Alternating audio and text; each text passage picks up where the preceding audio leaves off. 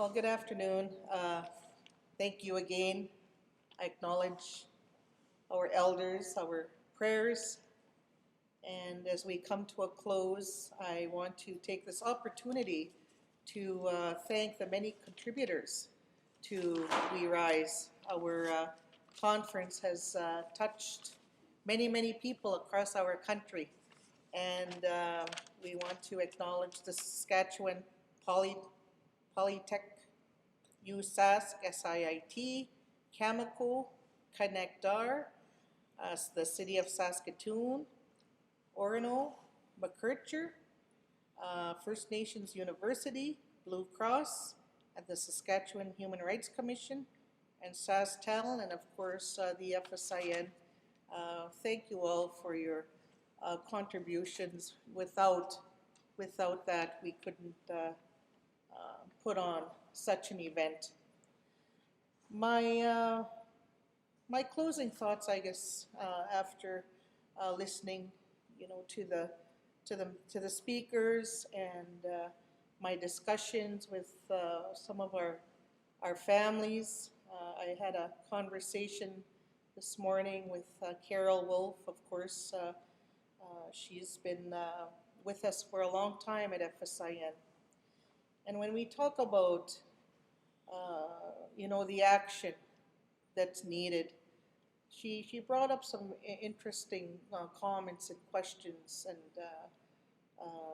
remembering, how she was treated in terms of the aggression and, the hateful ways, in terms of policing and,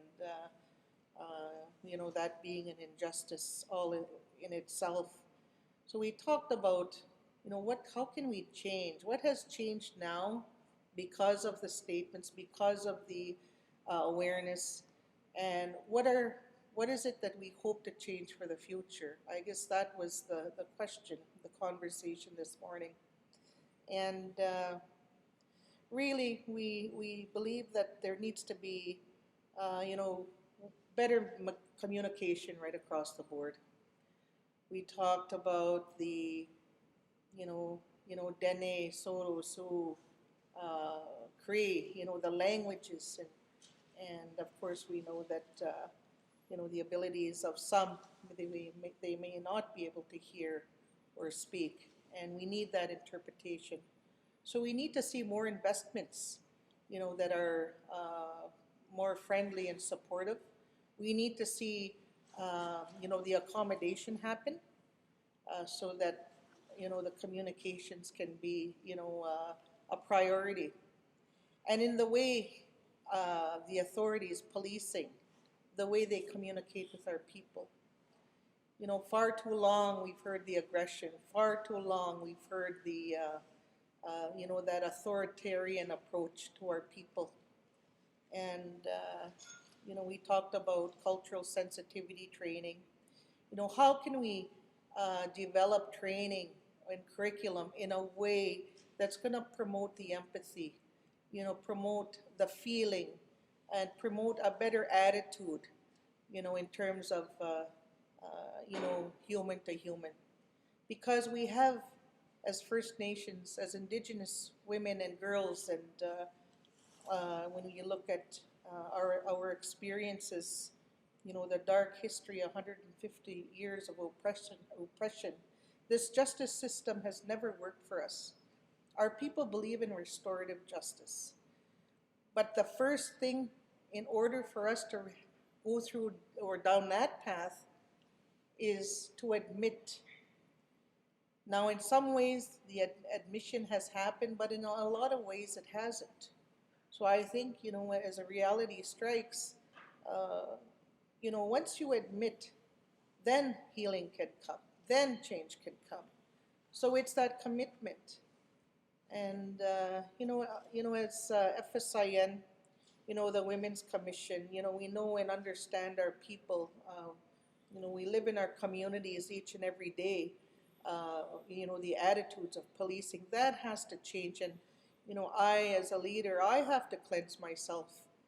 We have to cleanse ourselves from the mistrust and the distrust in order for change to happen. So, those are the commitments I need to make to work harder, to wash away the anger.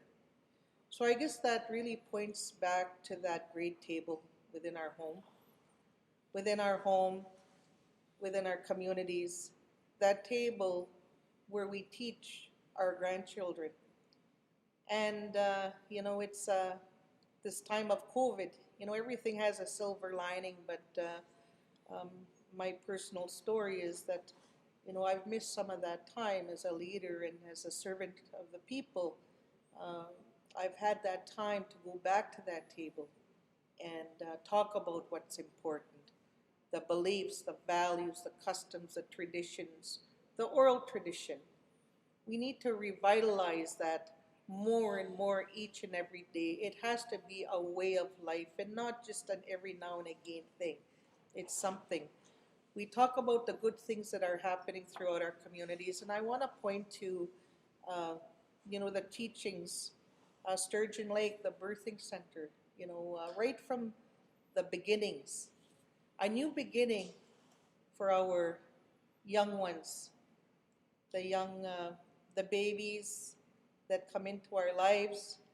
That when a child is born, there's instructions that come from the Creator.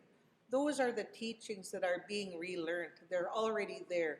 We just have to pick it up. And as women, grandmothers, we talk about those teachings at those tables with our ceremonies and having that special time. So I encourage, everyone to take that time and let's harness the knowledge, of our Kiteak, harness the knowledge so that we can use that as our armor, as we walk under one shield and know that we are protected, through uh, the teachings of our ancestors. So when we look at doing that within our homes and our communities, now, let's look outside of that. Society needs to change in a big way. I talked about the Human Rights Commission, the findings lately with the Colton Boucher incident and how Debbie Baptiste was treated, mistreated, and abused. That has to stop. No woman should ever have to go through what she went through when losing a child. And the evidence is there.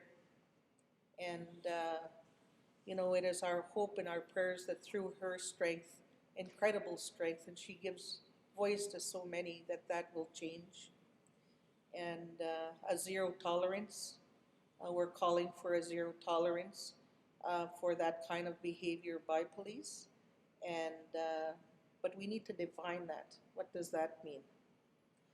I believe there needs to be consequences, harsh consequences, in order to affect real change. I think that others, we have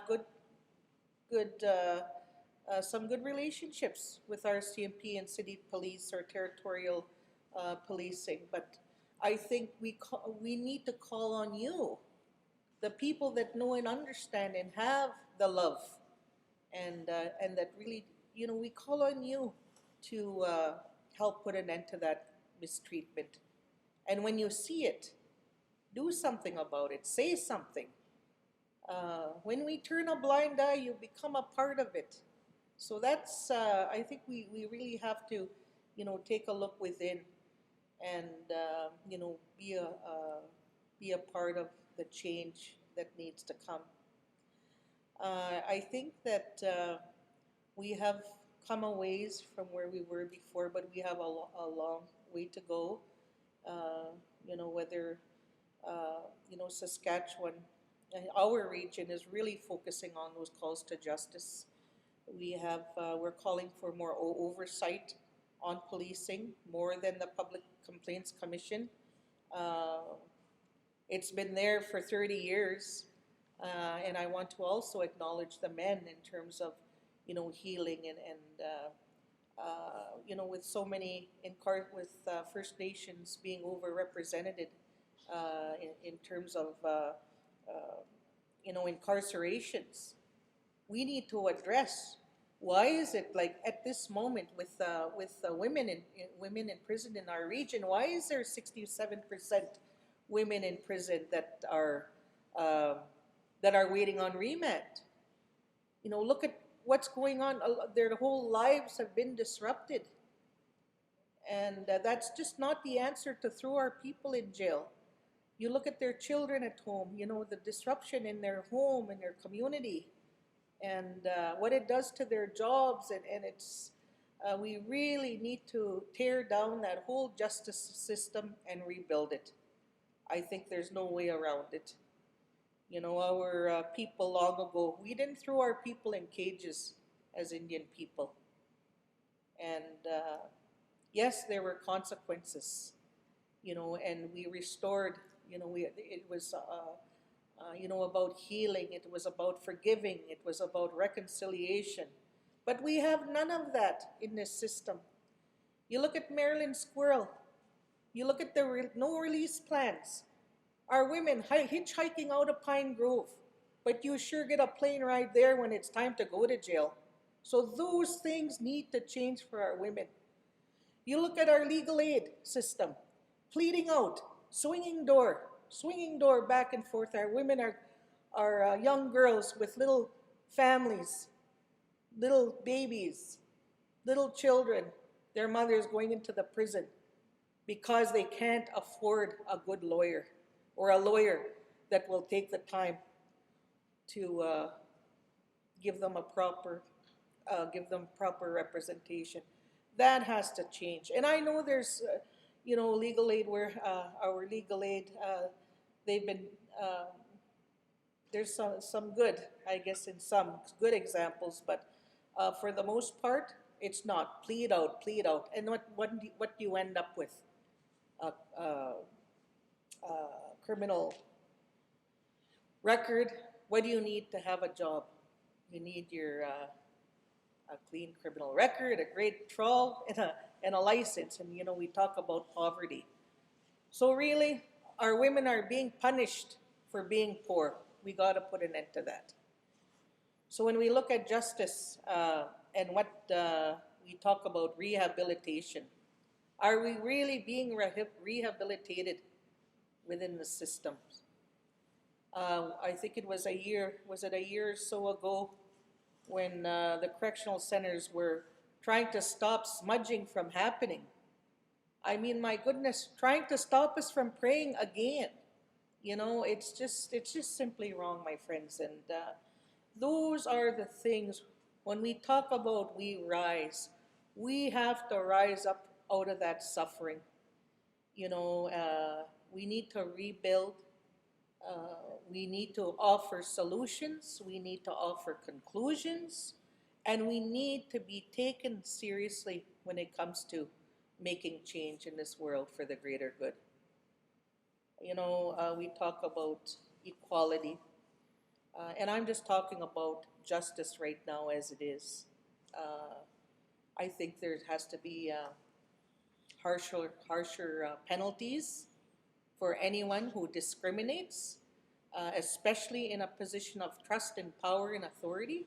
I think there needs to be, you know, penalties for, you know, the general public, citizens who just think they can be racist and discriminatory on social media. We've seen that this past week, and they need to be held accountable. We look at, you know, other institutions like health. We look at education. There are still things happening today that need to stop. And teachers, when you see classmates, your pupils making fun of our little girls with their ribbon dress on, you know, you stop that. That has to stop. Ridiculing our little girls in the school system. That's where it starts, the young. And I think teachers, you have a responsibility. You know, you have to invest in this too to make change. Because, you know, it's for the greater good. You know, there's so much to say about We Rise. And I said it before, our elders, our kateya, they said there would be a time of great healing. When the people begin to talk, when the women begin to talk, our people will begin to heal. And the Women's Commission, they always remind me that healing is paramount. Healing is paramount in all of this. We know what to do to heal ourselves.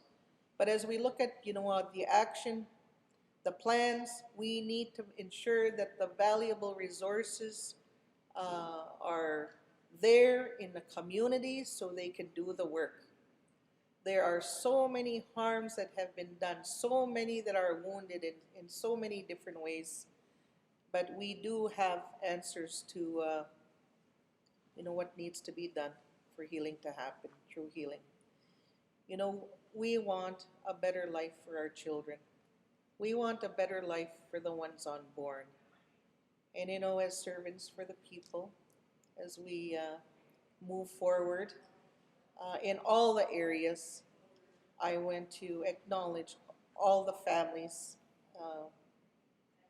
that made statements, and the families who didn't, who are there. Your prayers mean a lot.